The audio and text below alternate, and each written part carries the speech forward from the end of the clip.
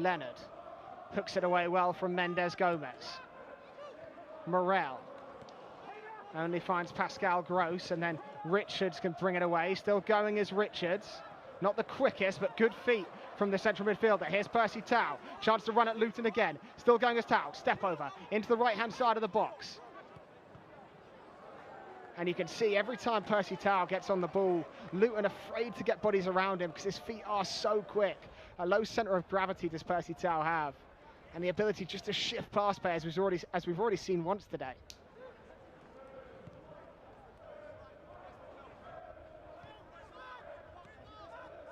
Hutchinson.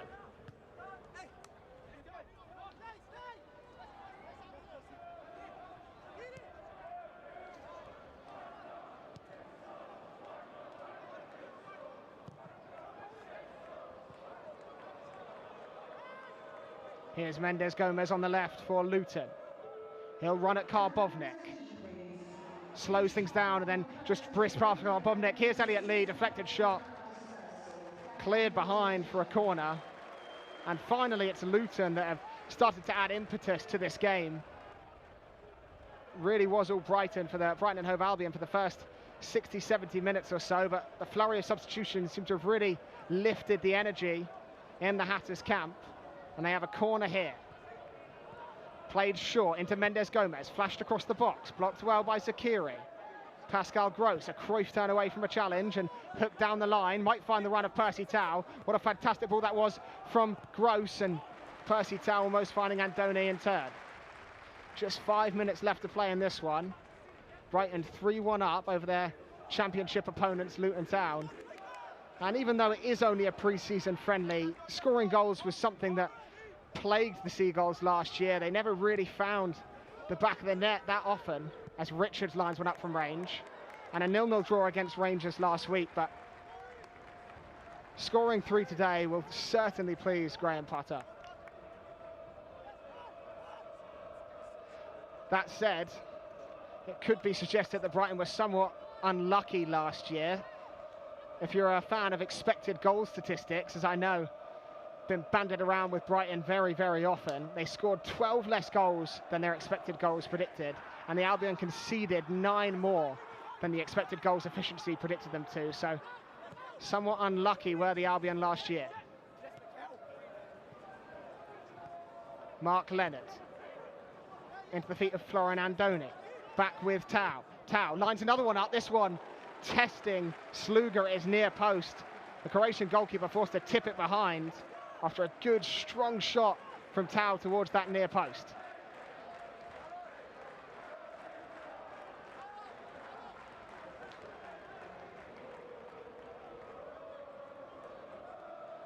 Corner for Brighton. Pascal Gross to take. The former Ingolstadt man has a wicked delivery that Albion fans will certainly be familiar with. Plenty of bodies towards the edge of the box. It will be Gross. Just over the head of Ostergaard, and then escaping out the reach of Tsongi.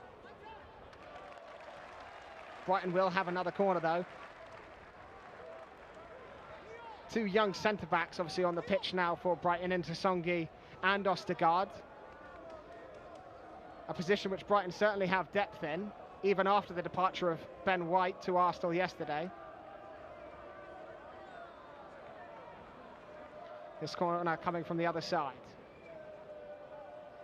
In the swinger this time. The Albion goes short. Cross towards the near post, all the way towards the back post to Songi, who just couldn't get that crucial touch on it and divert it goalwards. Instead behind for a Luton goal kick. But as I was saying, Ben White's departure finally confirmed yesterday. Leaves having played only 41 times at senior level for Brighton, but what an impact he had for the Albion over his time as a Seagull. And he did things the hard way as well, Ben White. And I think every Albion fan will be pleased for him that he's got a move. First at Newport on loan, then at Peterborough on loan, then at Leeds. He went from League 2 to League 1 to the Championship, and all that culminated with a Albion Player of the Season award and an England call-up in the summer. And it really felt like the completion of the career arc for Ben White.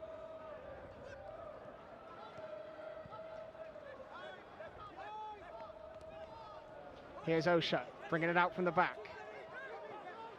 Leonard challenging with him. Richards back on the ball for the Albion. Finds the feet of Florian Andoni. He's one-on-one here is Andoni. Forced wide though, and then chooses just to win a corner. And he looks around, arms in the air, Andoni there, almost questioning where his options were. But with 1 minute left to play, I'm sure a few players saving their legs. Andoni quite vociferously gesturing at the run he wanted Percy Tau to make.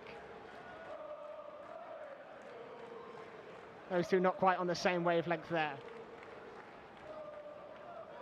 As the clock winds down here at Kenilworth Road, Pascal Gross will swing in another corner. Gross towards the near post, headed down. And Andoni was in there, so too was Andy Zakiri. I don't know who the final touch came off, but it's behind for a goal kick.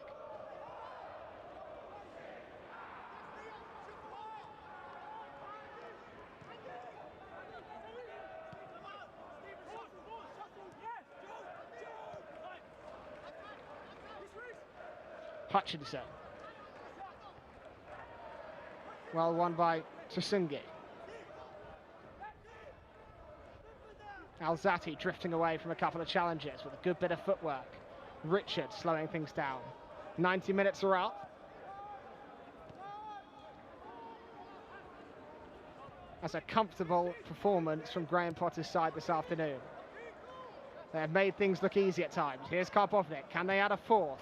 Drilled in towards the feet of Andoni, but just getting in the way of Richards there. Those two not exactly pleased with each other, and the ball's gone behind.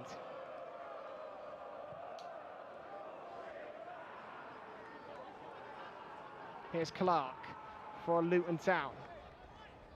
But some very impressive performances for the Albion today. First, Adam Lallana and new signing Enoch and Wepu. And then in the second half, Alzati with some good touches. Percy Tau with a fantastic goal. A lot can be drawn from this, what should be a 3-1 win at Kenilworth Road today. And Luton, you know, even though they're a division below, finished 12th in the championship this season. A very strong, stable side, never really in fear of going down. And a fantastic tune-up for the Albion, a fantastic run-out before they take on Getafe next weekend. Getafe will provide a challenge of their own, finished 15th in the Liga last year, but 8th the season before. A chance, though, maybe for Luton to pull one back as Muskie drifts round Ostergaard and then falls over the Norwegian defender. Nothing given by the ref, though. Gross. Still with Pascal Gross.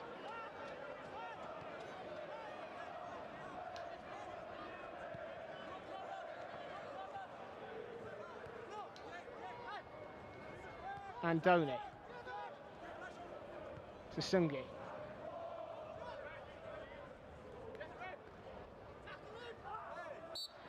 Morel clashing with Karbovnik there, down on this near sideline.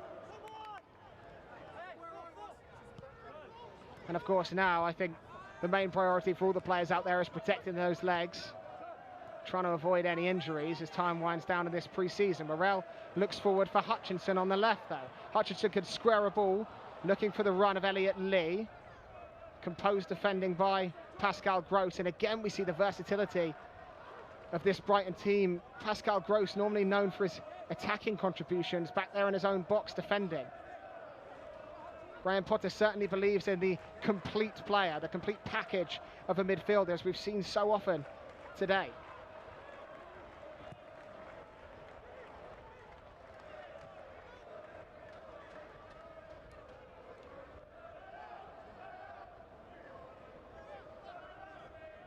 Osho just about the only player for Luton Town to play all 90 minutes today, along with his goalkeeper Sluga and his centre-back partner Cal Naismith. The rest of that team is virtually unrecognisable from the one that started this game. But a couple of different challenges thrown at the Albion today, and they've been able to answer most of them. As a rare